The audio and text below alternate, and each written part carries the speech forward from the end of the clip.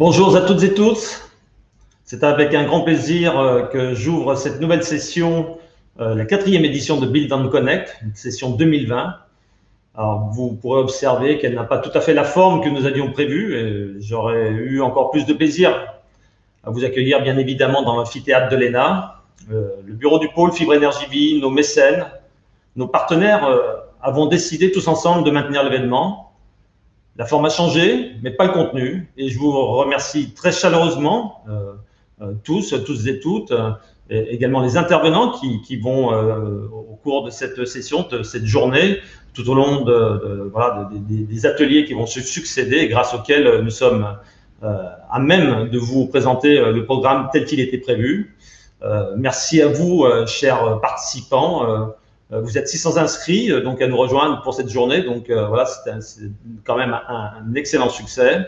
Alors évidemment, voilà, nous vivons depuis quelques mois donc masqués. Le présentiel est plus compliqué, on va dire, dans notre quotidien, mais nous ne sommes pas bâillonnés et donc je crois qu'au travers, on va dire, de cette session, de cette 4e édition de Build and Connect 2020, voilà, tout le monde pourra s'exprimer et j'espère que les débats, on va dire, seront animer de nouvelles idées pour que voilà, ce progrès, le progrès, on va dire, qui est attendu par tous dans le cadre de la ville durable, puisse se formuler tout au long de cette journée.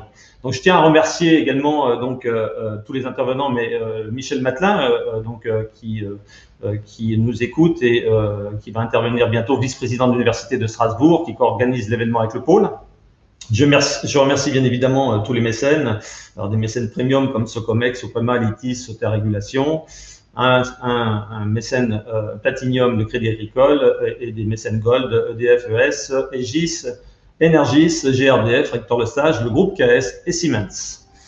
Je remercie également les soutiens, car sans eux, le pôle ne pourrait pas, on va dire, opérer de manière efficace. Et donc, la région Grand Est, le président Jean Rantner, que j'excuse puisqu'il n'a pas pu assister à cet événement, l'Eurométropole de Strasbourg, et donc Madame la Présidente, Madame Pims-Pia, donc va intervenir tout à l'heure, et donc Pia Pims, pardon, va intervenir tout à l'heure, et donc je le remercie grandement. Donc l'ADEME, la FFB Grand Est, et je salue au passage le président Daniel Cerruti. Je remercie également les 7 clusters partenaires étrangers, Belgique, Luxembourg, Allemagne, Suisse. Le partenaire des rencontres d'affaires, qui est la CCI Grand Est. Alors, cette journée est animée autour d'un slogan, agissons maintenant pour une nouvelle ère. La lutte contre le changement climatique est un enjeu majeur pour toute la planète et la filière du bâtiment doit y prendre sa part dès maintenant. Donc le positionnement du colloque, lieu d'échange et de débat autour du bâtiment durable avec la mise en avant des expériences de pionniers d'une grande région au cœur de l'Europe. Hein, donc c'est quelque chose, on va dire, qui est un esprit militant du pôle, hein, c'est de faire parler ceux qui font, ceux qui agissent, pour pouvoir partager leur retour d'expérience et faire progresser l'ensemble de la filière.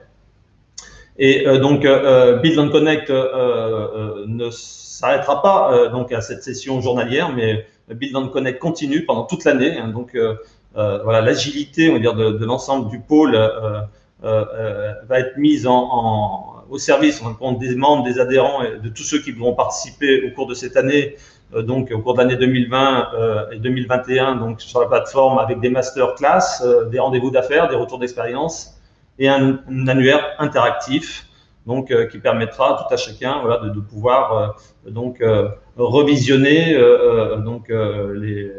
les échanges qu'il y a pu avoir au cours de cette journée, mais également profiter, on va dire, d'expériences pionnières au cours de webinaires spécifiques, de rendez-vous d'affaires tout au long de l'année qui va suivre. Voilà. Donc je vais désormais céder la parole après ce mot d'introduction. Donc je vous souhaite à toutes et tous une excellente journée et des débats très animés et nombreux. Je vais proposer aux intervenants de cette première séance d'ouverture, Madame la Présidente Pia Pims, présidente de l'Eurométropole, et Michel de Matelin, vice-président de l'Université de Strasbourg, de répondre à à cette question voilà, qui est très présente en fin de compte donc aujourd'hui auprès de nos concitoyens et de la société. Donc, je vais commencer peut-être par vous, Madame la Présidente de l'Eurométropole. Pour vous, pouvez-vous nous préciser quel est votre projet donc d'urbanisme et de construction de la métropole? Oui, bonjour à tous et à toutes. Merci pour ces mots d'introduction. Les projets de l'Eurométropole de Strasbourg en lien avec le pôle fibre énergie-vie sont clairement d'amener, d'aider, de soutenir l'ensemble de nos eurométropolitains à s'adapter aux défis climatiques. Et cette boussole, si vous voulez, dans notre feuille de route, amène clairement à revoir nos plans d'urbanisme, nos politiques de logement, nos politiques de transport. Et avant tout, je dirais, il nous faut plus que jamais être à l'écoute de nos concitoyens qui recherchent des agglomérations à taille humaine, qui recherchent des services de proximité, qui cherchent des modalités de transport plus actives, plus douces, plus décarbonées. Voilà, le plan de la métropole pour le mandat qui s'ouvre est celui de préparer une société plus résiliente et donc préparer notre territoire et l'ensemble de nos 33 communes à relever le défi climatique, à aller vers des politiques d'urbanisation plus qualitatives, avec un développement plus raisonné, et donc d'adapter nos politiques publiques, l'ensemble de nos politiques publiques à ces objectifs majeurs. Merci beaucoup, Madame la Présidente. On reviendra peut-être avec une seconde question après l'intervention de Michel Dematelin. Michel, rebonjour. Donc, comment l'enseignement et la recherche, l'enseignement supérieur, l'université contribuent ou vont contribuer donc à construire cette ville de demain dans un contexte voilà, de plus en plus étroit de transition écologique, de transition climatique et de crise sociale? Oui, bonjour à tous. Merci de m'avoir invité ce matin à participer à le démarrage de cette réunion qu'on a le plaisir de coordonner avec, enfin de co-organiser avec le pôle. Peut-être juste avant que je réponde à la question, je remercie aussi, vous l'avez listé, tous les sponsors, puisque ils ont contribué à la réussite de la conférence, en particulier en travaillant avec notre fondation de recherche en chimie. Alors, peut-être dire que l'université, je dirais, n'a pas attendu, 2020 pour se préoccuper de ces sujets. Donc, nous avons des laboratoires de recherche particulièrement qui ont des activités poussées dans le domaine. Juste pour dire, on a un partenariat fort avec l'INSA de Strasbourg et à travers le laboratoire ICUBE qui a plusieurs équipes de recherche dans le domaine des matériaux, le recyclage des matériaux de construction, leur conception de sorte qu'ils soient plus faciles à recycler. Du côté des modèles d'énergie, on a des matériaux qui satisfassent des nouvelles contraintes. On est aussi en particulier très actif sur tout ce qui est la géothermie, puisqu'on est vraiment un centre de réputation internationale sur toutes les questions de la géothermie, d'ailleurs avec une forte aussi expérience et expertise sur les activités connexes ou les effets potentiellement connexes. Entre autres, on parlait de sismicité récemment dans les médias, mais nous avons quand même l'observatoire historique français sur la sismicité qui est tout à fait apte à fournir d'ailleurs des explications intéressantes et à l'ensemble de nos concitoyens.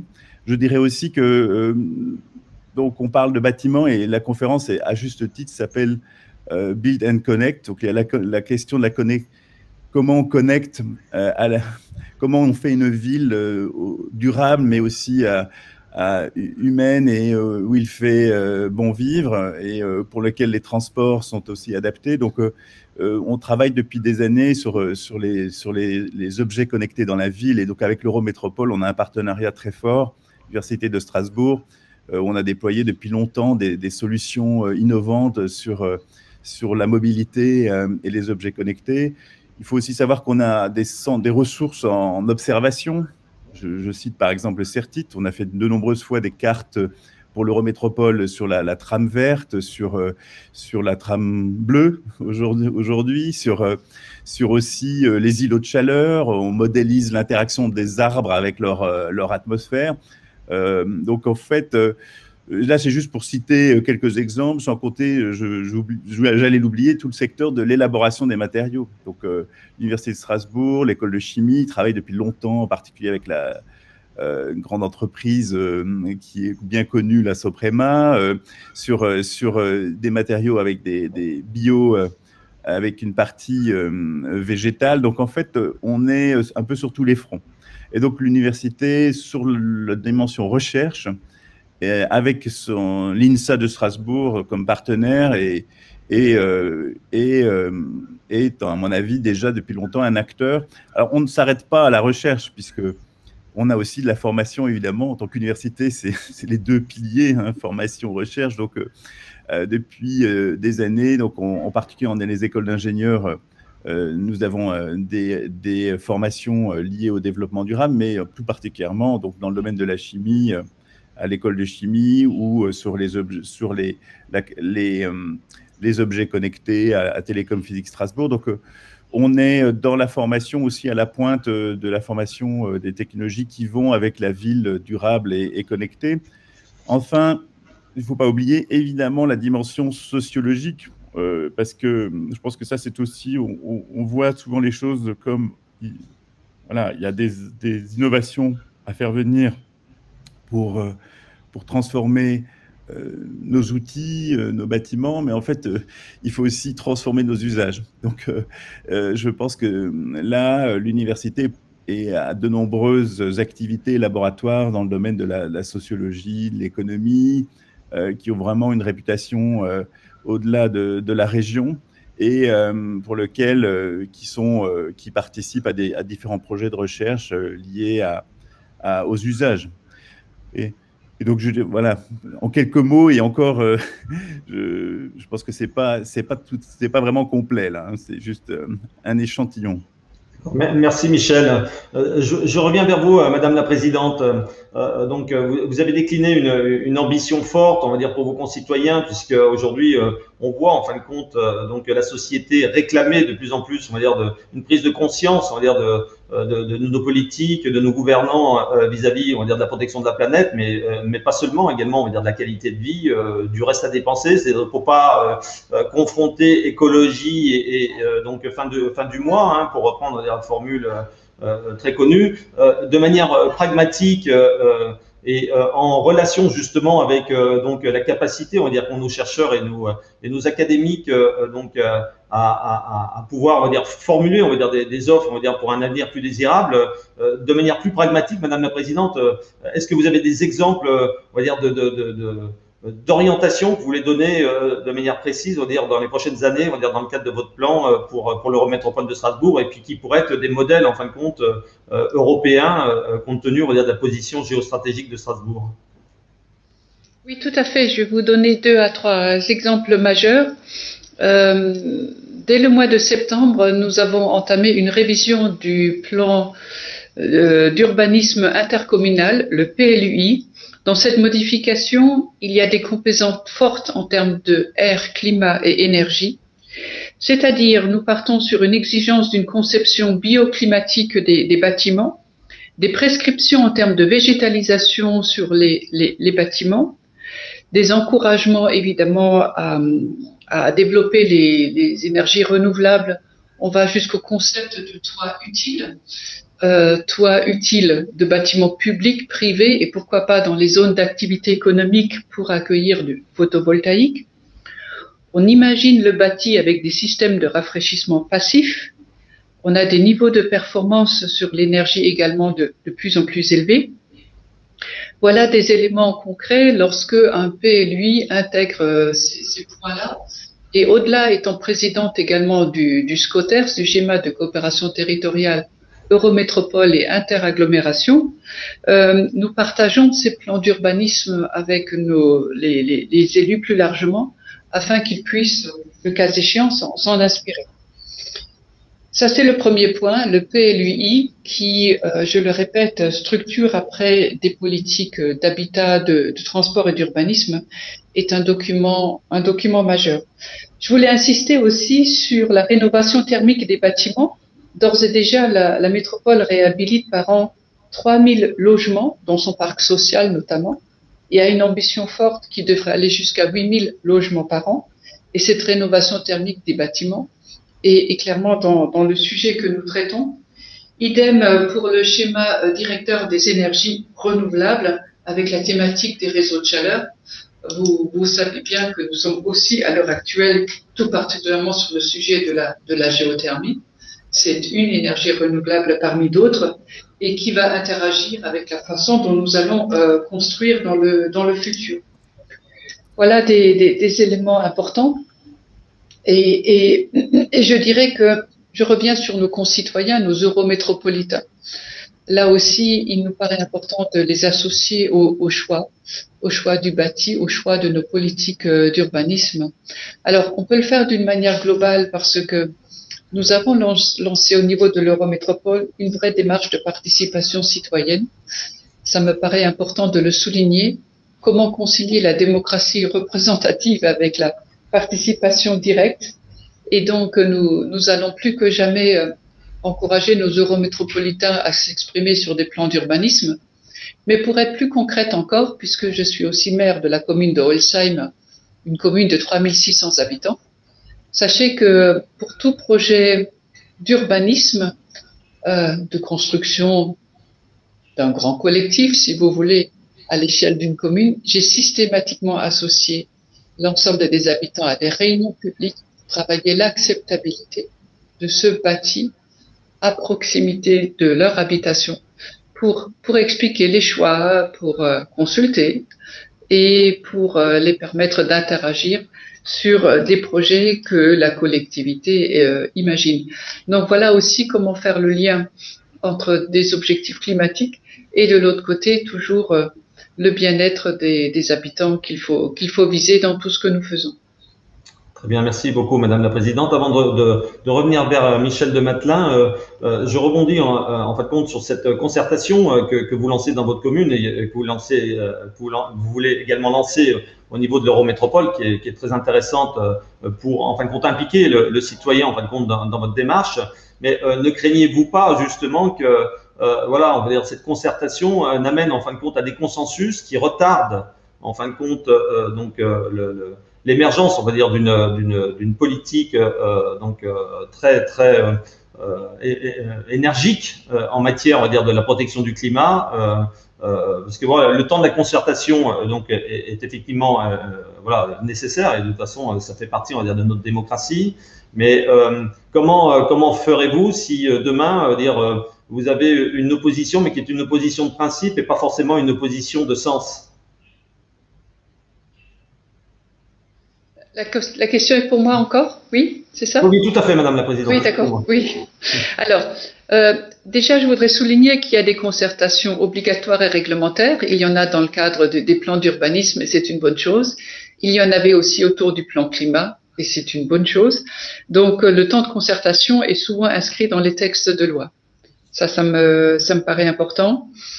Et si dans l'ensemble, vous n'avez pas une adhésion de la population à vos projets, eh bien, je crois que durablement, les politiques publiques seront chahutées et mal vécues.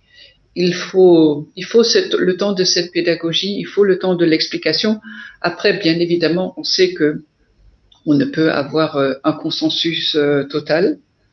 Le politique est là aussi pour prendre des risques avec les convictions qu'il a, mais il faut toujours viser à amener l'adhésion de la population pour qui on travaille et pour qui on s'implique. Donc oui, il faut aller vite parce qu'il y a une urgence climatique, mais avec ce que l'on met en place, je pense particulièrement à ces révolutions, je dirais que nous inscrivons dans le PLUI, il faut les expliciter. globalement, je crois que nos concitoyens ne peuvent que se féliciter des îlots de fraîcheur que nous imaginons systématiquement dans chaque permis de construire, sur des efforts de végétalisation que nous souhaitons, sur des constructions du bâti plus responsables. Là, pour le coup, je crois que ce sont les architectes et promoteurs qui seront amenés à intégrer ces changements et qui les comprennent également. Qui les comprennent également parce que c'est quand même le bien vivre dans l'habitat qui nous importe en finale. Merci beaucoup, Madame la Présidente. Très rapidement, Michel, il nous reste 2 minutes. Une question donc sur, en fin de compte, les orientations de recherche, tous les chemins de recherche que vous avez évoqués tout à l'heure, et qui sont nombreux.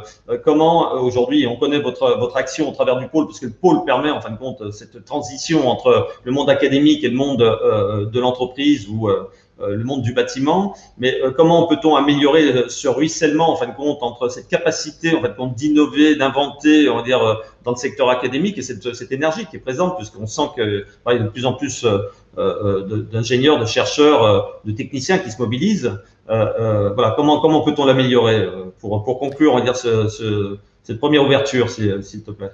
Merci pour la question. En fait, c'est au cœur de la stratégie de l'Université de Strasbourg, c'est d'améliorer ses relations avec le monde socio-économique en permanence, mais pas que le monde socio-économique, enfin aussi le citoyen, la société. Donc depuis quelques années, nous sommes très investis pour faire des ponts avec le milieu de l'entreprise, hein, que ce soit sur l'entrepreneuriat, que sur le recrutement. Donc, on a mis en place, c'est un peu pionnier d'ailleurs, un forum recrutement stage avec Alsace Tech, tourné vers le monde de l'entreprise, et un grand nombre de participants à notre forum depuis 3 ans sont des entreprises d'ailleurs du secteur du bâtiment. Nous sommes aussi dans une politique très forte grâce à Connectus, hein, qui est une société d'accélération de transfert de technologie, d'investissement dans des innovations qui pourraient voir leur impact dans le monde concret, hein, pour descendre un peu de nos tours d'ivoire. Donc, on est dans ce schéma-là depuis quelques années, clairement. On est aussi très lié avec des acteurs de la région à travers des chaires industrielles. En particulier, là, j'ai vu la Socomec qui est présente, et on a une chaire commune, Télécom Physique Strasbourg, Socomec, sur l'usage de l'intelligence artificielle, de la science des données, BO avec Électricité Strasbourg, le Crédit Mutuel. Donc, on est on essaye d'être un acteur positif et ouvert et de notre écosystème. On considère que l'Université de Strasbourg se considère citoyenne. Elle a la chance d'être dans une ville, dans une grande ville. Son campus est dans l'Eurométropole, donc c'est quand même quelque chose qui nous paraît évident, que l'Université de Strasbourg est dans un schéma de co-construction permanent avec tous ces acteurs. Donc d'ailleurs, on a même un grand projet PIA qui démarre l'année prochaine, où on va accélérer, je pense, ces formes d'interaction étroite, certainement, pour co-construire différents projets. Et on n'a pas, comme je disais, on n'a pas attendu. L'année dernière, on a fait même un peu plus d'1 an d'ailleurs, un grand sondage au sein de l'université des priorités, un plan à 2030. Donc, on a la vision longue. Et donc, le personnel de l'université lui-même, les étudiants sont pour nous des acteurs. Et c'est important de pouvoir être fortement lié, avoir une politique en phase avec nos constituants de l'université. Et donc, dans ce plan 2030, je ne vous cache pas que la moitié des propositions venant du personnel de l'université étaient autour du développement durable. Et on a un schéma directeur très dépoussé sur la transformation de nos bâtiments, sur les aménagements au sein du campus, sur les liaisons par des moyens de transport adaptés, en particulier le vélo. Donc là, on vient de valider la prime de l'État pour l'usage du vélo pour aller au travail. On vient d'installer, d'ailleurs, on parlait de l'usage des toitures pour des bâtiments de la ville, sachez que au-dessus de la présidence de l'Université de Strasbourg, il y a actuellement une série de ruches et on produit du miel à la présidence de l'Université de Strasbourg. Juste une anecdote, mais pour vous dire qu'on est dans ce schéma permanent de discussion. Une université doit être ouverte. Notre motto, l'Université de Strasbourg, ouverte sur le monde, la société. On ne réinventera pas le monde sans les citoyens, en étant juste à le penser dans un petit groupe d'experts. Et en même temps, c'est important que les experts aussi puissent s'exprimer. Donc en fait, on est pour tout sujet, on se sentira investi et prêt à participer. Et donc c'est pour ça d'ailleurs qu'on a des excellentes relations avec les collectivités, en particulier l'Eurométropole, dans lequel nous participons à de nombreux groupes de travail et de projets communs. D'accord. Merci beaucoup, Michel, pour ce propos. Donc Thierry, juste si tu permets, j'ai une question d'un internaute pour Pia Ims. D'accord. Je peux la poser. Je vous interromps une seconde. Donc on a la question qui nous est posée. Pouvez-vous nous rappeler la date de renouvellement du PLUI, Pia, parce que vous l'avez cité, mais c'est quand qui va être renouvelé? Merci. Oui, bonjour Jean-Luc. La modification du PLUI est en cours. Elle est en cours et la consultation publique se fait là sur le mois de décembre, janvier. Donc nous sommes dans le processus. Ce document est consultable évidemment sur le site de l'Eurométropole. Donc les enquêteurs publics sont dans les mairies pour recueillir les avis des concitoyens, des eurométropolitains sur ce sujet. D'accord. Merci beaucoup, Madame la Présidente. Jean-Luc, je ne sais pas si tu m'entends, je ne sais pas s'il y a d'autres questions, mais je vois l'heure tourner, on a 4 minutes de retard. Donc peut-être doit-on passer à la prochaine table ronde. Moi, je voulais souligner une chose, on va dire à tous nos auditeurs ou tous ceux qui nous écoutent et qui nous regardent actuellement, c'est que je vous invite à rentrer en action auprès, on va dire, du monde politique et également du monde académique. C'est-à-dire qu'on ne doit pas attendre tout de nos politiques et également, on va dire, du monde académique, mais on doit également, nous, interagir et venir vers eux pour leur proposer des solutions. Et c'est comme ça, je pense qu'on obtiendra, on va dire, la plus grande satisfaction, je dirais, pour gagner ensemble, en fin de compte, cette bataille contre le climat. Je vais passer la parole à la journaliste Juliette Nouel, qui est chargée de lancer la deuxième table ronde. Madame la Présidente, si vous souhaitez, bien évidemment, vous êtes invitée à rester en ligne et donc intervenir à tout moment si les sujets, on va dire, qui vont être débattus sont des sujets pionniers, donc des expériences intéressantes à écouter. Donc si vous voulez intervenir et rebondir sur le sujet, n'hésitez pas. Michel, je ne sais pas si tu es toujours en ligne ou pas, mais tu es bienvenu également, bien évidemment, on va dire, pour pouvoir participer à cette suite de table ronde. Donc, merci à vous tous. Merci pour cette introduction qui démontre, en fin de compte, d'une envie de l'action et donc, qui est tout à fait, on va dire, dans le slogan de la journée, agissons maintenant, agissons ensemble, donc pour une nouvelle ère. Donc, je vous passe la parole, Juliette. C'est à vous. Merci beaucoup et à bientôt. Merci Thierry.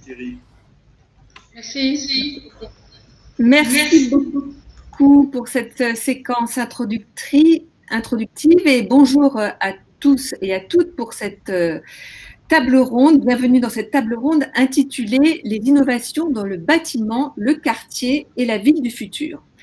Alors, la filière de la construction, on l'a vu, est aujourd'hui confrontée à un triple défi, le changement climatique, la contrainte énergétique et aussi l'artificialisation des sols, dont l'étalement urbain est la première cause en France. Pour relever ce triple défi, les pouvoirs publics, les citoyens, mais aussi les entreprises sont appelés. Mais il est sûr que les entreprises sont particulièrement attendues dans le rôle, sur le terrain de l'innovation pour présenter des nouveaux produits, des nouvelles façons de faire. Et pour discuter de ce sujet crucial et pour l'avenir de la filière, j'invite les participants à me rejoindre. Et j'appelle donc Thierry Bièvre, que nous avons déjà vu, président d'Elitis et du pôle Fibre Énergie. J'appelle également Pierre-Étienne Binchendler, qui est président de la Soprema, Stéphane Marcinac, président de Soter France, et Bertrand Picard, président de la Fondation Solar Impulse. Bonjour messieurs. Alors, je précise qu'il devait y avoir un autre intervenant à cette table ronde qui était Thomas Ebensen. Il est malheureusement souffrant. Thomas Ebensen est un chercheur émérite. Il est directeur de la Fondation pour la recherche en chimie et directeur également de l'Institut d'études avancées de l'Université de Strasbourg. Mais Michel de Mathelin a déjà bien introduit le rôle de la recherche et je pense qu'on pourra y revenir. Peut-être Michel de Mathelin pourra de nouveau intervenir. En tout cas, voilà. Donc, messieurs, vous illustrez chacun dans vos métiers la façon dont la filière construction peut être particulièrement innovante. Et je souhaiterais commencer cette table ronde par un rapide tour de table pour que vous présentiez chacun dans vos métiers ou dans votre entreprise des innovations particulièrement intéressantes et qui touchent aux grandes voies à suivre dans la filière, qui sont notamment l'isolation thermique, l'économie d'énergie dans les usages ou encore le recyclage des matériaux. Alors pour ça, on va commencer un petit tour de table et de façon très protocolaire, on va faire par ordre alphabétique. Donc je vais d'abord demander à Thierry Bièvre s'il peut nous présenter une innovation dans son entreprise. Très bien. Rebonjour à toutes et tous. L'innovation dans l'entreprise chez Litis, c'est notre ADN. Litis, c'est un groupe d'ingénierie, mais pas seulement. Nous avons décidé, on va dire, de dépasser notre zone de confort pour nous orienter vers l'immobilier durable, construire des bâtiments qui seraient des jalons, on va dire, exemplaires de bâtiments performants pour permettre à toute une filière, on va dire, d'accès, on va dire, leur vision et d'encourager, on va dire, ce type de construction. Et donc, nous avons réalisé sur la commune de Strasbourg, sur la ville avec l'Eurométropole, une tour énergie positive. D'ailleurs, on en voit une photo derrière moi, en bleu là. Donc, c'est un bâtiment zéro facture d'énergie. C'est un bâtiment qui limite, on va dire, son impact carbone et qui limite son empreinte environnementale parce que c'est une tour très vertueuse puisqu'elle utilise peu d'espace, elle est frugale en espace urbain, en espace foncier, elle limite l'étalement urbain. Et la vocation d'Elitis, je m'excuse modestement et humblement auprès de Bertrand, c'est d'être explorateur, mais explorateur de solutions dans le cadre du bâtiment et donc de transformer l'ingénieur justement dans cette notion d'explorateur et de créer, d'imaginer, de rendre son imaginaire possible. Et on s'aperçoit aujourd'hui qu'il est d'ores et déjà faisable, réalisable, de donner à nos concitoyens des bâtiments qui sont de plus en plus performants, à la fois sur le plan carbone, mais sur le plan énergie, et également sur le plan confort et santé, puisque faut pas oublier, on va dire, ces deux dimensions qui sont très importantes. Et donc cette tour l'illustre, et donc nous sommes engagés, on va dire, dans un programme avec un investisseur européen, sur un programme de 100 projets du même type en France et en Europe, pour pouvoir améliorer encore ce process qui est déjà, on va dire, un bâtiment qu'on attendrait normalement à l'horizon de 2050 et pourtant est bien présent au cœur de la ville de Strasbourg actuellement. Merci beaucoup Thierry Bièvre. Je passe maintenant la parole à Pierre-Étienne Binchendler. Est-ce que vous pouvez nous parler d'innovation chez Soprema? En 2 minutes. 2 minutes. Merci madame, c'est très très court et je rebondis sur la réunion qu'il y avait précédemment où madame Ims, présidente de l'Eurométropole, parlait de la végétalisation de toiture. Alors sachez une chose, c'est qu'en 1989, Soprema a inventé la végétalisation de toiture. Malheureusement, ce n'était pas brevetable, c'est dommage, mais c'est ainsi. Nous avons deux sujets majeurs chez nous. C'est comment sont composés les matériaux qui vont être utilisés dans le bâtiment, qu'ils soient le plus vertueux possible. Donc ça, c'est un travail très important.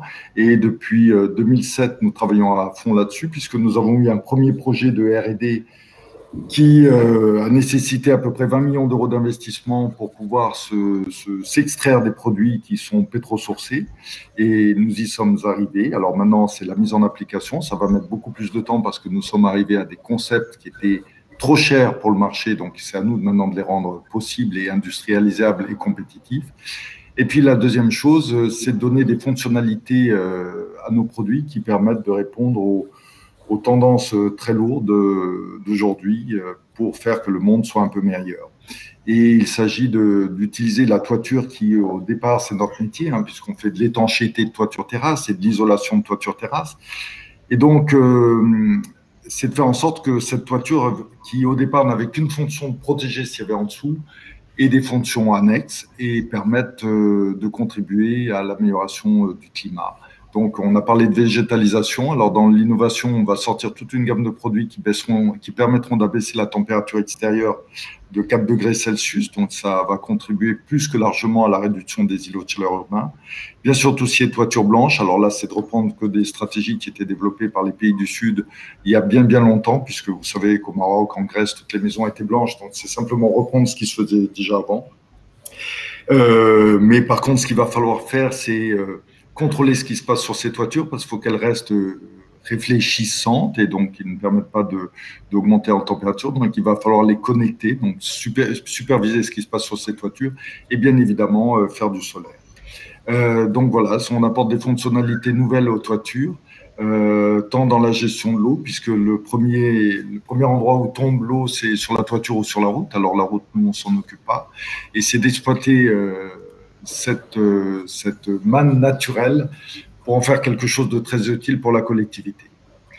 Voilà. Je pourrais continuer longtemps, mais j'ai compris que c'était que 2 minutes. Donc, Madame Noël, je ne veux pas empiéter sur votre temps. C'est pas sur mon temps, c'est sur le temps des autres. Je suis confuse de devoir vous limiter comme ça, mais voilà, malheureusement, on a beaucoup de sujets à aborder et je vais donc passer la parole à Stéphane Marcinac. Ok, donc merci. Au niveau de l'innovation chez Sauter Régulation, en fait, c'est surtout la digitalisation domotique des bâtiments qui permettent, par exemple, de fédérer l'ensemble des informations disponibles dans un bâtiment et améliorer l'efficacité énergétique. Ça permet, par exemple, de piloter et de suivre les innovations présentées par Thierry et par Pierre-Etienne précédemment à travers ces outils. Donc, l'imotique des bâtiments, vous savez, en fait, les gens connaissent beaucoup la domotique appliquée aux particuliers. L'imotique, c'est la même chose pour l'ensemble des bâtiments tertiaires. Et la digitalisation de ces solutions, aujourd'hui, permet non pas seulement de gérer ça au niveau du bâtiment, mais d'envisager de gérer ça au niveau d'un quartier, d'une ville, même d'une zone plus importante, de façon à rendre disponibles des sources d'énergie pour des tiers éventuellement. Voilà. Très bien, merci beaucoup. Bertrand Picard, c'est à vous. Donc, vous êtes président de la Fondation Solar Impulse. On va, dans un deuxième temps, présenter ce que fait la Fondation pour l'innovation. Mais est-ce que vous pourriez juste, dans ce premier temps, nous donner une solution qui vous paraît particulièrement intéressante, une solution innovante?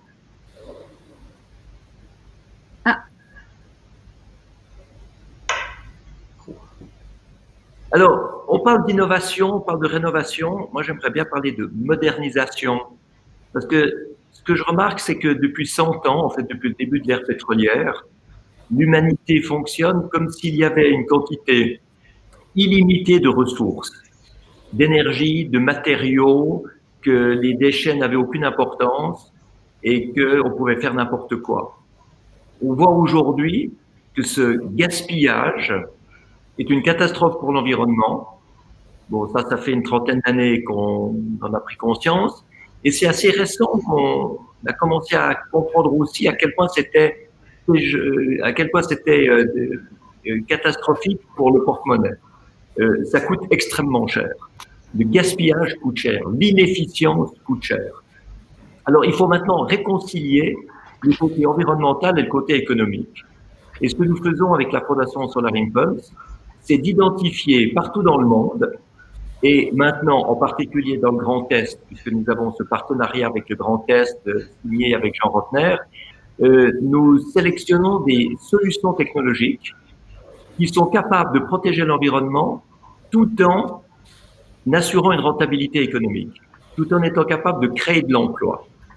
Alors, le but est de trouver 1000 de ces solutions parce que 1000, c'est vraiment le chiffre emblématique qui montre qu'il y en a énormément, il y en a partout. Aujourd'hui, nous en avons 830. Et sur les 830, il y en a à peu près 250 qui sont applicables au bâtiment. Mais il faut bien voir que le bâtiment, c'est pas simplement le bâtiment lui-même, c'est sa connexion à l'extérieur, c'est son approvisionnement en énergie, c'est la gestion de sa consommation, autant que la construction et que l'isolation. Donc c'est un phénomène magnifique, c'est un domaine qui permet de travailler de manière systémique, de créer des réseaux énergétiques, de même connecter les voitures électriques sur le bâtiment de manière à pouvoir utiliser la batterie de la voiture comme stockage et diminuer les pics de consommation et de demande énergétique. Donc, il y a là un microcosme à créer, à développer, et c'est sûr qu'il y a tout un aspect également de réglementation, parce que si on investit dans un bâtiment ancien pour le rendre plus performant pour des locataires, il faut aussi savoir qui c'est qui va payer cette modernisation et qui c'est qui va pouvoir en récolter les fruits.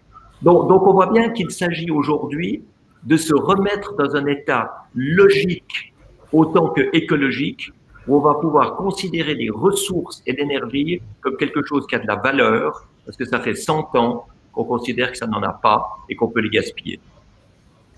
Très bien, merci beaucoup Bertrand Piccard d'attirer l'attention effectivement sur cette question du gaspillage des ressources naturelles qui, comme toute chose sur la planète, ces ressources sont limitées. Donc, c'était bien de faire un petit point là-dessus. Alors, maintenant, on voit par tous les exemples de vos entreprises que l'innovation est déjà une réalité. Mais ce que je voudrais essayer de voir maintenant, c'est de dézoomer un peu et de se poser la question de façon plus globale. La filière est-elle prête pour généraliser ces innovations et les faire passer à une échelle suffisante pour opérer un changement radical? Quel est le diagnostic global sur la filière? Et pour ça, je vais passer la parole à Thierry Bièvre en tant que président du pôle Fibre Énergie. Pardon. Quelle réponse pouvez-vous apporter à cette question, Thierry Bièvre? Vaste question.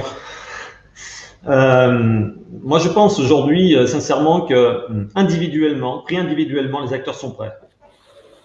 De manière systémique, c'est plus compliqué puisqu'on est encore trop organisé en silo. D'ailleurs, vous voyez, la séance d'ouverture était intéressante. Hein. Je ne parle pas simplement, on va dire, dans notre monde industriel, mais regardons simplement, on va dire, de manière beaucoup plus macro, comme vous nous proposez, le monde politique, le monde académique, le monde des citoyens, le monde des acteurs professionnels. Voilà, tout ça, c'est relativement, on va dire, clivé encore. Et on retrouve ces clivages, même ces silos, en fin de compte, dans le secteur donc de la construction, où on a besoin aujourd'hui de trouver, à mon sens, des acteurs qui viennent en fin de compte déverrouiller en fin de compte ces silos, casser les cloisons qui existent entre voilà, l'ensemble de ces mondes. Voilà. D'accord, donc on voit un frein quand même structurel, voilà, avec un métier très traditionnel, très découpé et un fonctionnement en silo. Simplement, vous êtes tous le vivant exemple qu'on peut casser tout ça.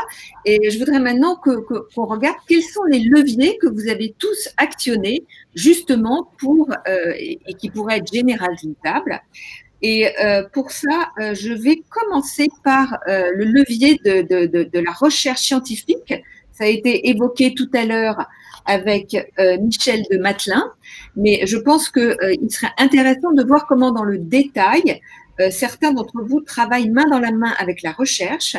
Et pour cela, je vais passer la parole à Pierre-Étienne Binkendler, qui va nous parler de ses liens avec l'Université de Strasbourg et sa collaboration avec le CNRS. Très bien. Madame Noël, si vous m'appelez Pierre-Étienne, je crois que ce sera plus simple. Figurez-vous, c'est un nom suisse-allemand. Je n'y suis pour rien d'ailleurs, c'est ainsi.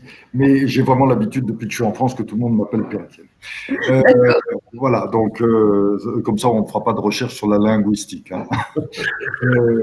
Oui, il est évident que les sujets sont extrêmement vastes et changer d'une structure qui était de l'extraction du pétrole à sa transformation. Et d'ailleurs, Strasbourg avait l'Institut des hauts polymères, et c'est pour ça que c'est un institut de chimie très poussé, puisqu'il y avait du pétrole à l'état natif dans le nord de Strasbourg, et c'est pour ça que Soprema est d'ailleurs installé à Strasbourg originellement.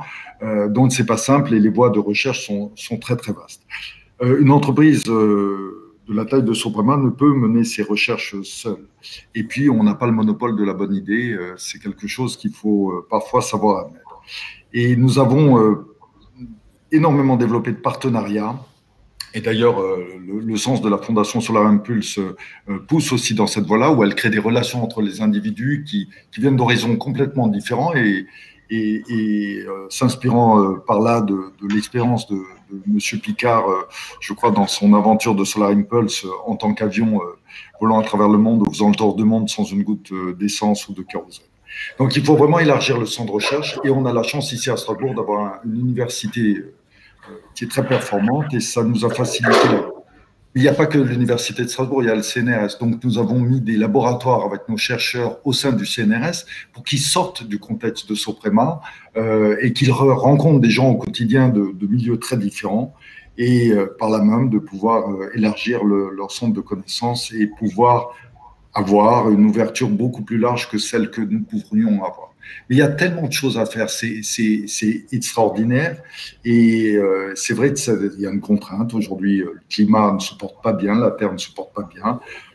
Apparemment, en plus, on a des pandémies très violentes. Mais c'est une période de mutation, et nous sommes des acteurs autour de cette table ronde qui pouvons avoir un impact, et c'est quelque chose de très enthousiasmant parce qu'il y a quelque chose à faire. Et il faut voir cette innovation comme étant un point extrêmement positif et qui va en plus dans le bon sens, enfin, alors que ça fait 30 ans que les scientifiques nous disent que nous allons dans le mur. Voilà. D'accord, merci beaucoup. Alors, du coup, je voudrais peut-être faire intervenir finalement Thierry Bièvre maintenant sur la recherche, parce que oui, alors moi j'ai travaillé dans un autre domaine que le domaine des matériaux. J'ai travaillé sur les sciences humaines. Voilà, c'est ce que j'allais dire. Voilà. Donc, comment en fin de compte embarquer en fin de compte nos concitoyens vers donc un monde plus sobre, mais avec donc leur participation. Et moi j'ai travaillé donc avec deux laboratoires de sociologie, celui de l'université de Bourgogne et ensuite celui le laboratoire d'anthropologie, on va dire, de l'université catholique de Lille, donc à des routines et des exercices, des expériences donc de tests sur comment l'usager d'un lieu, c'est-à-dire d'un logement, d'un bureau, d'un espace public, doit réagir donc à cette contrainte en fin de compte qu'il a personnellement, puisque en fin de compte l'addition de chacun de nos efforts va faire qu'on va gagner en fin de compte cette lutte contre le dérèglement climatique. Et comment on réussit en fin de compte à accaparer en fin de compte leur éco-citoyenneté, comment on la transforme donc dans des faits réels.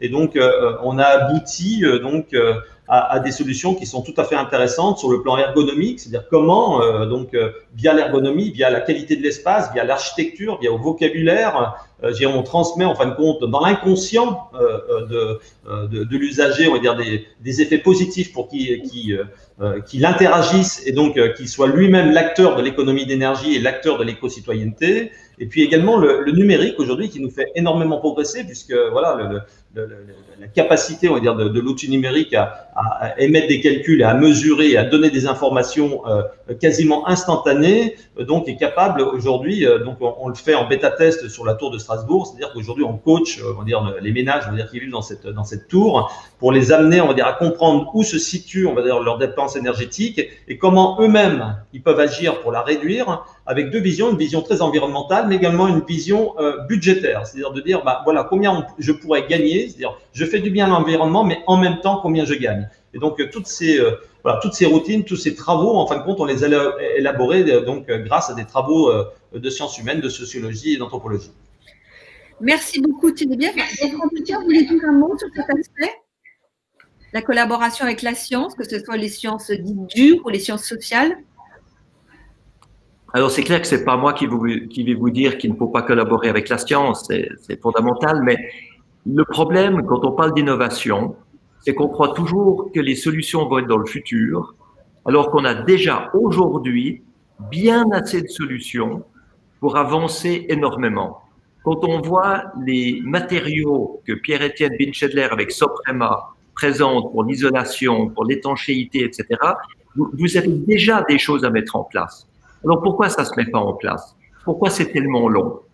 Alors, il faut voir qu'il y a plusieurs phénomènes. Il y a beaucoup de gens qui pensent que c'est trop cher. Ils ont tort parce qu'aujourd'hui, les rénovations de bâtiments sont clairement des sources de revenus. Mais il y a deux choses. Il y a celui qui investit et il y a celui qui en profite. Alors aujourd'hui, si vous construisez un bâtiment neuf, vous êtes indiscutablement beaucoup moins cher à l'utilisation que si vous construisez un bâtiment avec des matériaux anciens. Vous êtes un tout petit peu plus cher au début et sur la durée de vie, beaucoup plus rentable. Donc, il faut trouver l'investissement initial. Donc, cet investissement initial, dans une période comme en ce moment, où l'argent est à taux négatif dans les emprunts, c'est clair que ça ne devrait pas être un problème. Donc, utiliser les nouveaux matériaux, les nouveaux systèmes, les nouvelles technologies d'aujourd'hui qui existent déjà, c'est rentable sur la durée de vie du bâtiment. La rénovation elle-même, il faut voir qui va la financer et qui va en profiter. Si vous avez un propriétaire qui investit pour son bâtiment pour qu'il y ait moins de charges pour les locataires, que les locataires diminuent leurs charges, mais ne participent pas à la rentabilité de l'investissement, les propriétaires ne vont pas faire le pas. Et alors à ce moment-là, c'est qui va le faire? Est-ce que ça va être les pouvoirs publics qui doivent mettre de l'argent? Mais si c'est les pouvoirs publics qui mettent de l'argent pour que ce soit uniquement les locataires qui baissent leurs charges, c'est probablement quelque chose qui va pas être vraiment poussé au niveau politique. Donc il faut que la réglementation évolue de manière à ce que la rentabilité de l'investissement puisse être partagée entre celui qui a fait l'investissement et celui qui en profite, donc au niveau locataire. Donc vous voyez qu'on peut partir très très loin dans les collaborations technologiques avec des universités, mais finalement ça nous ramène quand même au nerf de la guerre, qui est le côté financier, et qui est finalement le côté où c'est les élus du territoire qui doivent mettre des règles qui permettent véritablement de changer la manière dont on construit, la manière dont on rénove, la manière dont on équipe les bâtiments, de manière à ce que les technologies d'aujourd'hui puissent déjà être utilisées. En plus de ça, préparons des technologies meilleures pour le futur, oui, mais pas au détriment de ce qui existe déjà aujourd'hui et qui peut déjà être utilisé. Oui, les élus, et bien sûr, les élus ont un rôle très important. Merci, Bertrand Piccard. On avait identifié lors de nos conversations un autre levier qui est ce que je pourrais appeler la preuve par la démonstration. Thierry Lièvre, encore, vous avez votre label au pôle Fibre Énergie, le label bâtiment démonstrateur. En quoi ce label peut inciter, pousser, donner envie de généraliser une innovation? Écoutez, la meilleure arme contre le scepticisme, c'est la réalité. C'est de transformer, on va dire, ce que vous avez en imaginaire en objet réel et de mesurer et de prouver donc par la preuve, hein, donc d'amener la preuve que la vision ou ce que vous proposez donc produit les résultats que vous avez, on va dire, proposés. Donc chez Elitis, voilà, c'est pour ça qu'on réclame en fin de compte ce positionnement d'exploration, parce qu'en fait, quand on explore dans les imaginaires, on y croit, on les transforme. Vous savez, Pablo Picasso disait tout ce qui est imaginable est réel. Et donc, on a fait de cette devise, en fin de compte, la nôtre. Et donc, comme le dit très bien Bertrand, enfin tous les acteurs de cette table ronde, Pierre-Étienne, voilà, et Stéphane, tout existe. Maintenant, il faut l'assembler. Il faut l'assembler et il faut surtout lutter contre les sceptiques. Parce que le scepticisme est une arme redoutable. Vous n'avez pas besoin de formuler, on va dire, d'objections particulières ou vous dites simplement que vous avez des doutes. Donc, pour lutter contre le scepticisme, il faut réaliser, alors dans d'autres domaines, donc Bertrand nous a prouvé qu'on pouvait faire le tour du monde donc sans une goutte d'énergie fossile. Stéphane, j'ai un pilote des bâtiments à distance. Pierre-Étienne a transformé, on va dire, le modèle fossile en modèle vertueux, on va dire, pour l'étanchéité des bâtiments, et puis donner des propriétés, c'est-à-dire d'avoir plusieurs usages sur un même produit. Et donc ça, ce sont des innovations, on va dire, qui sont tout à fait intéressantes, mais qui partent en fin de compte, on va dire, d'observations et de choses existantes. Et donc, ce sont des pionniers tous dans leur domaine, et on manque de pionniers. C'est-à-dire que, en fin de compte, la difficulté, c'est que voilà, les freins sont souvent liés, en fin de compte, au nombre de gens qui sont contre.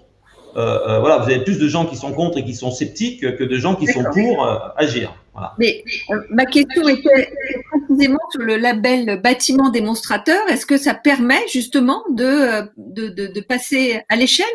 Est-ce que ça permet de convaincre ça permet de passer à l'échelle, puisque on a fait la preuve qu'on était capable de faire un bâtiment.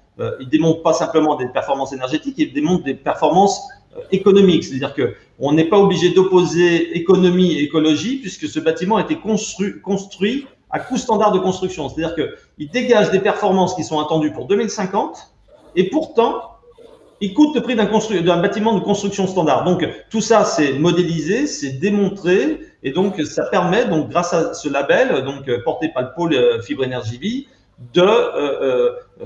d'engager, on va dire, la filière de la construction à s'aligner ou à trouver des solutions, parce que c'est pas une solution unique. L'objectif, c'est de dire allons-y, avançons. C'est possible dans cette direction, mais on peut aller dans d'autres directions. Et plus les directions sont nombreuses, plus on protégera la planète. Alors Bertrand Piccard, votre label aussi, il sert à quoi aussi? Il sert à montrer que c'est possible. Vous soutenez ces 230 entreprises du bâtiment, c'est ça? Enfin, 230 startups, je ne me souviens plus exactement du chiffre. Alors, en fait, nous sélectionnons des solutions qui protègent l'environnement de façon financièrement rentable. Et nos experts analysent trois critères. Il faut que la solution technologique, ça doit être maintenant. Ensuite, il faut que la solution, il faut qu'elle soit financièrement rentable. À ce moment-là, notre Solar Impulse Efficient Solution Label a effectivement plus de 200 solutions maintenant qui sont la mobilité, l'eau, l'industrie, l'agriculture. C'est pour ça qu'on a cette très belle collaboration avec Test, parce que la diversité de son économie fait qu'ils ont besoin de solutions partout. Alors, nous, on met aussi en évidence des solutions qui sont issues de start-up locales. C'est-à-dire qu'on a sélectionné des solutions dans le Grand Est qui peuvent profiter à des gens dans le reste du monde, et des solutions dans le reste du monde qui peuvent profiter au Grand Est. C'est le sens de ce partenariat. Alors là-dedans, il y a bien sûr tout le type de solutions dont Pierre-Étienne Binchedler a parlé par rapport à Soprema, dans les matériaux, etc. Donc, c'est intéressant, c'est que le label que nous avons mis au point prouve la rentabilité financière d'une solution qui protège l'environnement. C'est une manière de parler le langage des gens qu'on veut convaincre. Parce que j'ai remarqué qu'il est beaucoup plus facile de protéger l'environnement au niveau de l'économie et de la politique si on parle de création d'emplois et de profit industriel que si on parle uniquement de préservation de la planète pour les générations futures. C'est sûr, et d'ailleurs, on en parlera un petit peu plus tard. Merci beaucoup. Généraliser une innovation, ça se fait aussi géographiquement. La table ronde s'appelle l'innovation dans le bâtiment, le quartier et la ville. Et je voudrais passer la parole à Stéphane Marcinac pour nous dire voilà, quels sont les leviers finalement pour généraliser aussi l'innovation dans son domaine. Comment est-ce qu'on peut interconnecter les bâtiments et finalement passer du bâtiment au quartier, voire à la ville? Alors, je dirais que pour passer, tout à l'heure, on parlait des innovations au sein d'un bâtiment, hein, en mettant en place la digitalisation des points techniques par l'apparition de smart building. Aujourd'hui, c'est comment généraliser ces smart buildings au niveau d'un quartier, d'avoir des smart quartiers, des smart cities, Je dirais que pour moi, technologiquement, comme ça a été dit préalablement, toutes les solutions existent. Aujourd'hui, par contre, il y a peut-être trois orientations, trois freins à lever. Je dirais que premièrement, ce serait d'avoir des partenariats gagnant-gagnant entre le propriétaire d'un bâtiment proche d'un autre bâtiment ou d'une autre usine, à savoir que, par exemple, un propriétaire qui est capable de mettre à disposition de l'énergie qu'il a en trop pour un autre bâtiment puisse le vendre. Donc, il y a une évolution du cadre législatif, je pense, à faire là-dedans. Et ensuite, le point qui est souvent, je dirais, opposé à ces développements, c'est la cybersécurité. Hein, à savoir que les gens, avec la digitalisation des solutions, les mesures à distance, le pilotage à distance, actuellement, il y a un frein, une crainte là-dessus, tout en sachant que les solutions technologiques existent. Donc, c'est de mieux communiquer sur ces solutions, sur ces méthodologies, et ces solutions-là permettront d'étendre, je dirais, au quartier, au niveau de la ville, et voire même d'une zone géographique plus importante. Voilà. Mais donc, vous avez déjà, vous, des solutions qui couvrent une ville entière? Oui, on a, par exemple, un exemple, mais qui est toujours pour un seul et même propriétaire. C'est par exemple sur la ville d'Annecy, il y a le réseau de chaleur de la ville d'Annecy qui est piloté intégralement depuis nos solutions. Maintenant, ce qui serait intéressant, c'est par exemple que la ville d'Annecy puisse mettre à disposition d'autres personnes ou d'autres villes le surplus de son énergie, par exemple. Très bien, merci beaucoup. Donc, le temps a filé. Je vais devoir peut-être passer plus rapidement que prévu à la conclusion, sauf si on me dit qu'on peut déborder un petit peu.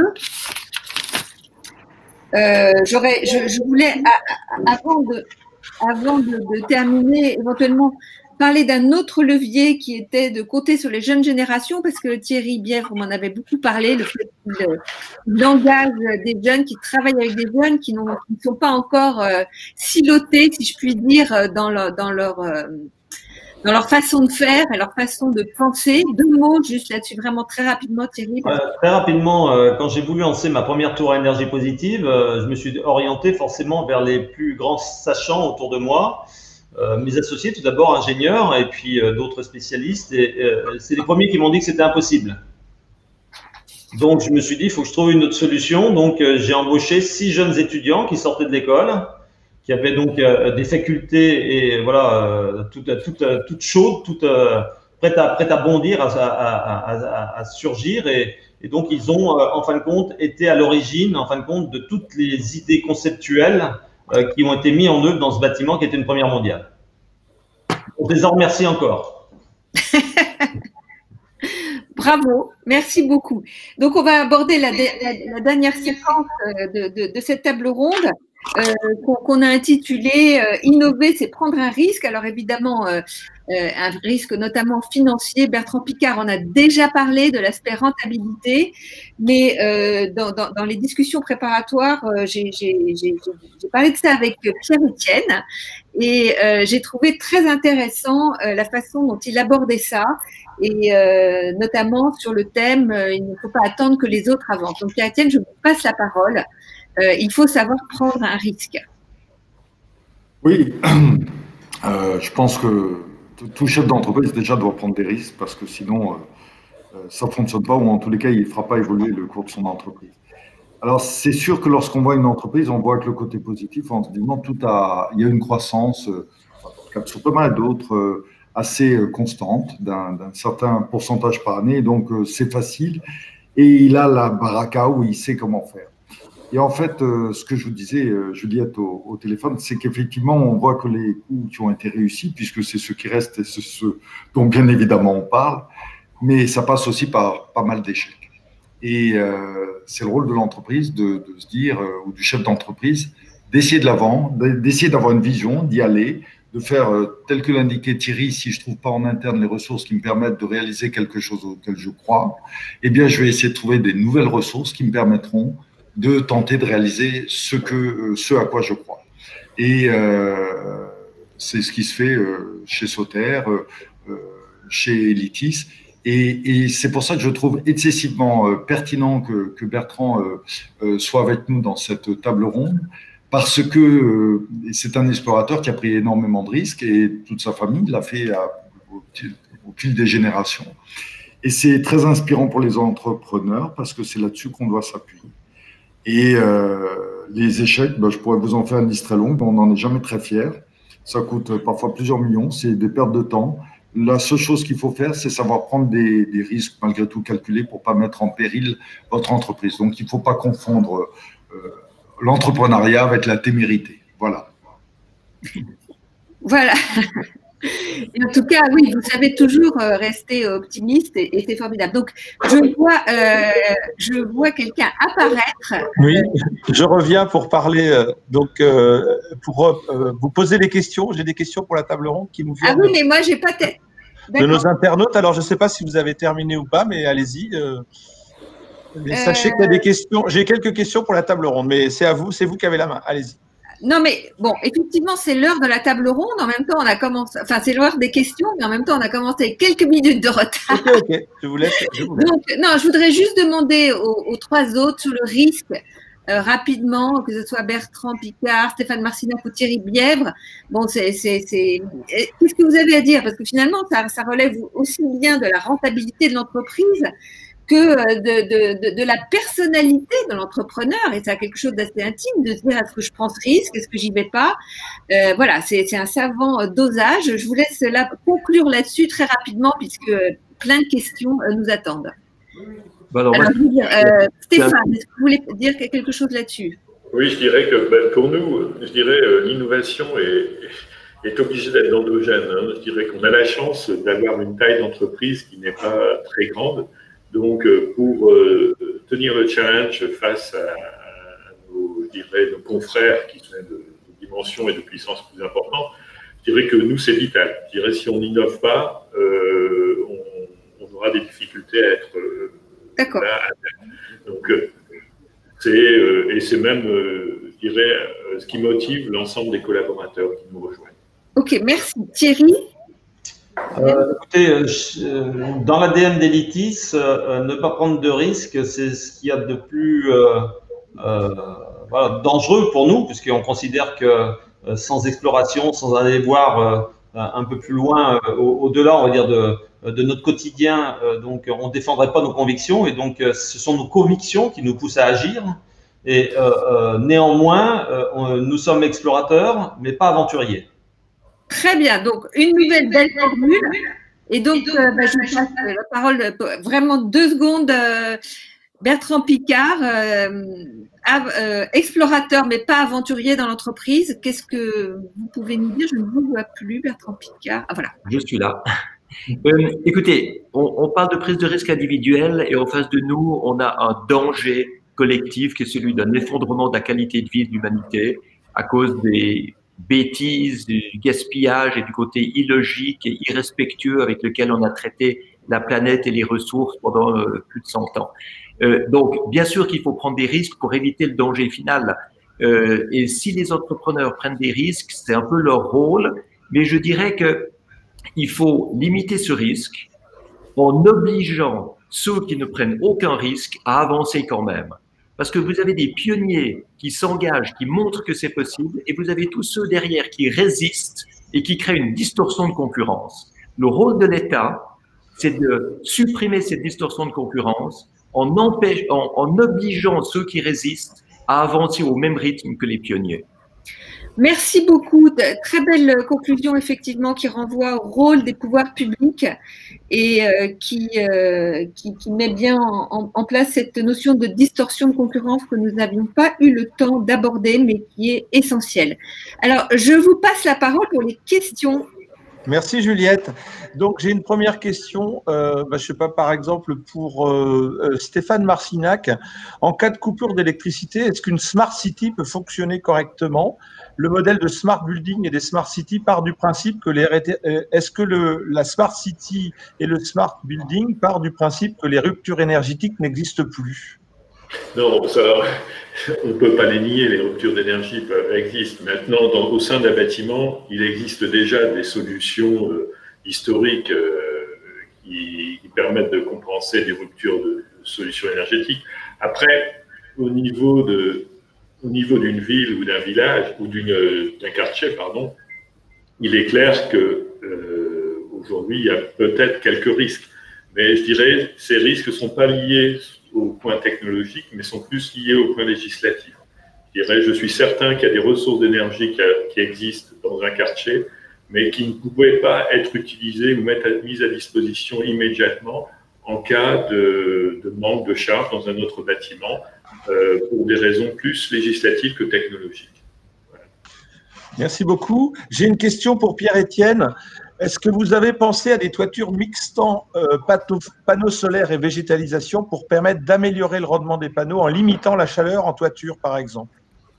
Bien sûr, et merci de poser cette question. Et bien évidemment, puisqu'on mixe le fait de réintroduire la biodiversité avec le fait de produire de l'énergie, et en plus maintenant il y a des nouveaux panneaux solaires qui sont bifaces, qui ont un rendement bien supérieur à ceux qui ont monophase, donc qui prennent les rayons du soleil des deux côtés, et on mélange ça avec des surfaces réfléchissantes. Donc effectivement, ça marche mieux, et la végétalisation permet de refroidir l'environnement autour, et donc les panneaux solaires sont plus performants lorsqu'ils ne montent pas en température.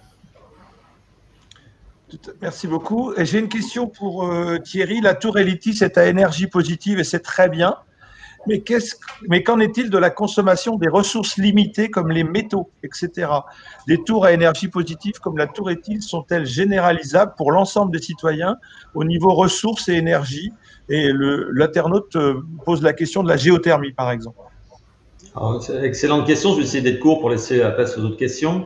Nous avons fait le choix du biodesign, de la conception bioclimatique, c'est-à-dire celle qui fait une analyse de la valeur de chaque matériau et de ses propriétés au bon usage de la destination. Donc, on essaye d'avoir une conception très frugale en matériaux qui réduit l'impact carbone, même si parfois, on va dire, certains de ces matériaux peuvent être considérés comme des matériaux énergivores. Je parle de l'aluminium, par exemple, sur la tour de Strasbourg. Mais cette façade, elle va tenir 100, 150 ans sans entretien. Donc, voire même plus. Puis en plus, ces panneaux sont recyclables, donc on peut réinjecter en fin de compte dans la filière du bâtiment ces panneaux. Voilà, c'est un exemple, mais notre esprit est toujours orienté vers la frugalité, c'est-à-dire de dépenser un matériau pour son utilité, pas faire de fioriture. J'ai une question qui est un peu plus large, presque philosophique, donc j'ai envie de la poser à Bertrand. En quoi s'appuyer aussi fortement, excusez-moi, en quoi s'appuyer aussi fortement sur la technoscience constitue-t-elle une rupture avec ce qui s'est fait depuis les 30 Glorieuses, avec les conséquences que tout le monde connaît? Donc voilà, est-ce que la science qui a fait beaucoup de dégâts peut aujourd'hui apporter beaucoup de résultats? Est-ce que Bertrand, vous pouvez répondre à cette question? Mais les autres aussi peuvent rebondir. Hein. Mais volontiers, vous savez, la science et la technologie peut détruire le monde et sauver le monde. Ça dépend ce que l'homme en fait. Pendant les 30 Glorieuses, on avait l'impression qu'on avait toutes les ressources qu'il fallait et en plus, il y avait 2 à 3 fois moins d'habitants sur Terre. Par conséquent, les dégâts occasionnés n'étaient pas mesurables. Aujourd'hui, c'est complètement autre chose. Aujourd'hui, avec 8 milliards de personnes et des ressources qui sont clairement limitées et qui ont déjà été pour la plupart épuisées ou presque épuisées, on est dans une nécessité d'utiliser la science, non pas pour prendre encore plus de place sur la planète, mais pour prendre moins de place sur la planète. Et la science, la technologie est là justement maintenant, et heureusement, pour recycler, pour réutiliser les déchets, pour des deuxièmes vies, pour de l'économie circulaire, pour des matériaux beaucoup, beaucoup plus performants qui vont permettre d'être plus efficients sur le plan énergétique, sur le plan de la gestion de l'eau, etc. Et la bonne nouvelle dans tout ça, c'est que c'est devenu rentable. C'est devenu rentable. Donc, il n'y a plus besoin d'aller convaincre les gens qu'il faut protéger l'environnement en ouvrant son porte-monnaie. On peut montrer simplement sur de nouveaux débouchés économiques et qui permet d'améliorer la qualité de vie de tout le monde. Merci. Donc, j'ai une question. Alors, je ne sais pas à qui la poser. qui veut comment conjuguer l'urgence de la transition écologique dans nos bâtiments pour le futur et les usages du présent. Et donc l'exemple de l'internaute, c'est le stationnement de nos véhicules. Qui veut répondre à cette question? Moi, je réponds volontiers. Alors, très bien. Mais rapidement, le stationnement des véhicules, si c'est des véhicules avec des moteurs thermiques, c'est insoluble. Si c'est du stationnement de véhicules électriques à batterie, c'est un bienfait parce que la voiture va être stationnée 95% du temps, mais pendant ce temps, il faut qu'elle reste branchée sur le réseau, qu'elle accumule des énergies intermittentes, renouvelables quand il y en a, pour pouvoir restituer sur le réseau de l'énergie dès qu'il n'y a plus assez de soleil ou plus assez de vent. Et ça donne un stockage individuel au profit de la collectivité. Eh bien, figurez-vous que pratiquement partout en Europe, c'est interdit. Parce qu'il y a des monopoles des réseaux électriques qui font qu'on n'a pas le droit de produire ou de distribuer sa propre énergie. Donc, on voit qu'on résoudra ce problème, là aussi, avec une réglementation modernisée et adaptée à la réalité d'aujourd'hui.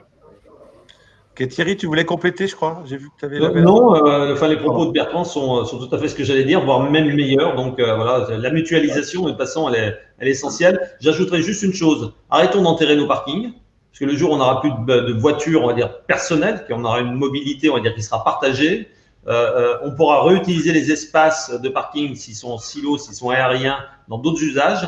Et donc là aussi, c'est faire preuve, on va dire, d'un bon usage du carbone, puisqu'on n'aura pas à démolir des choses, ou on n'aura pas, on va dire, des zones qui seront des non-lieux.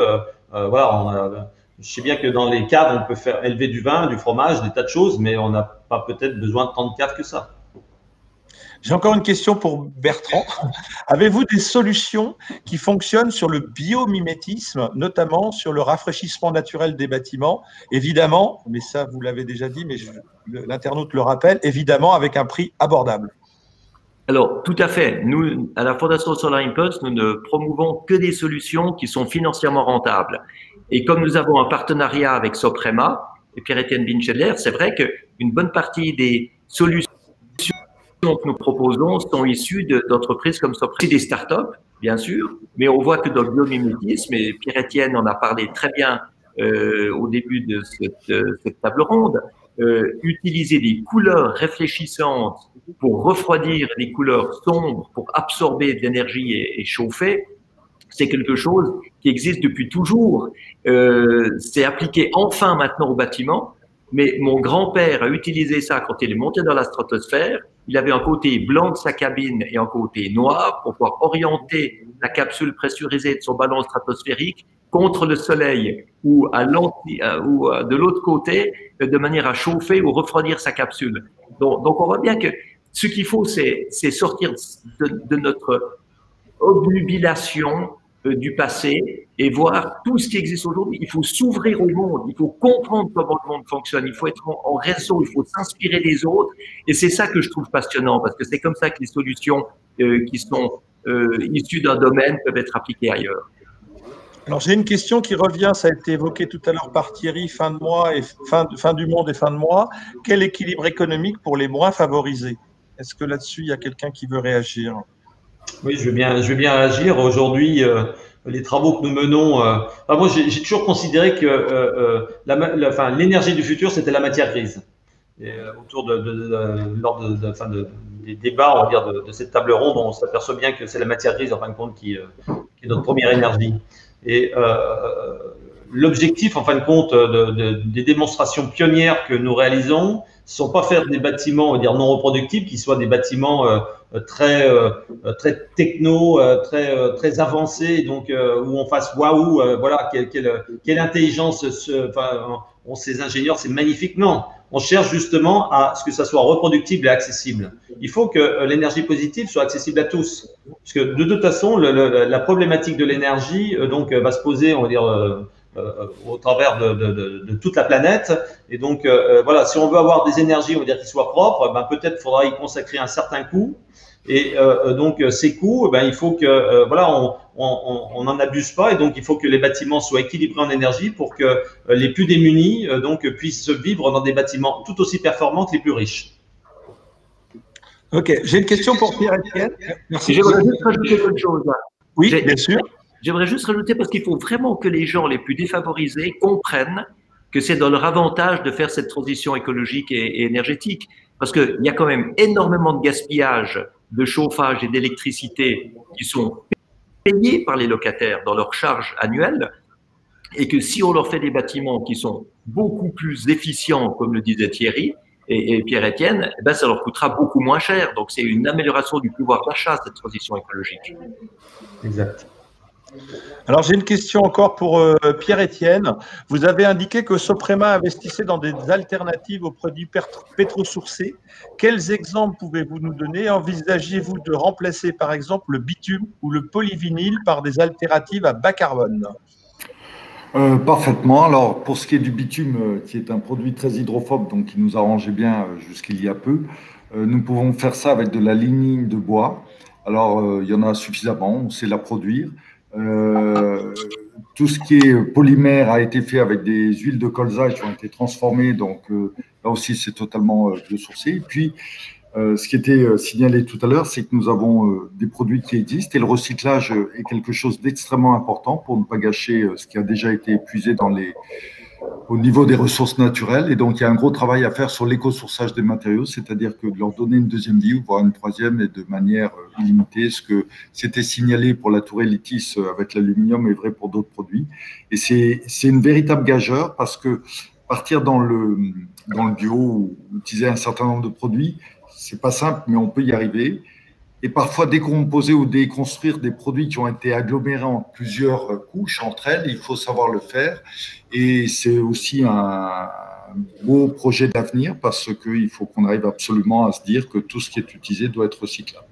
Voilà. Dans l'automobile, ils l'ont bien appliqué il y a une vingtaine d'années. Il y a une vingtaine d'années, les dirigeants européens ont dit que 90% des véhicules devaient être recyclés et ils y sont arrivés.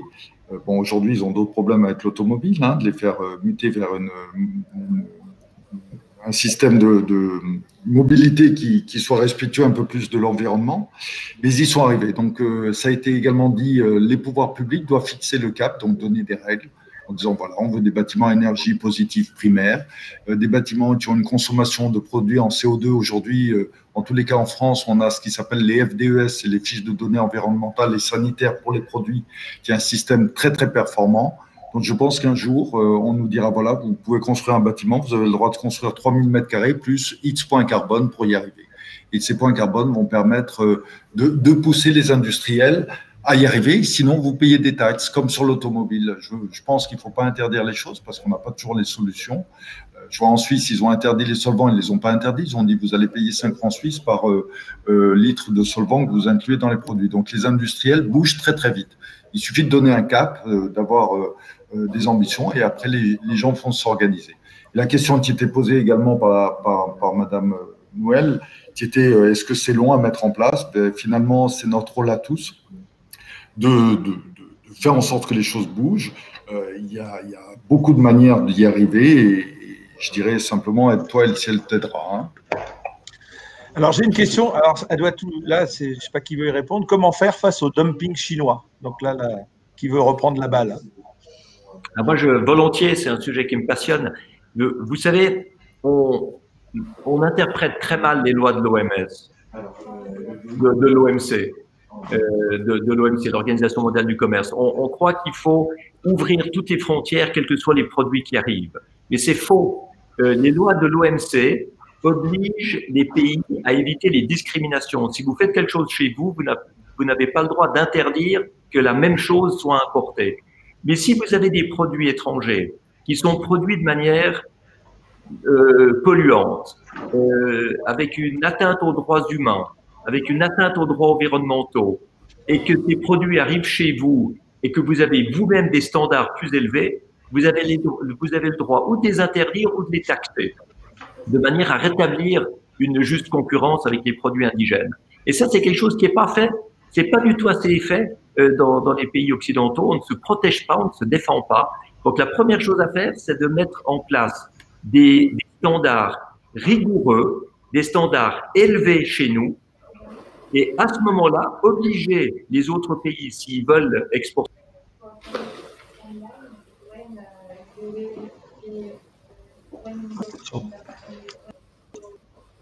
Ah,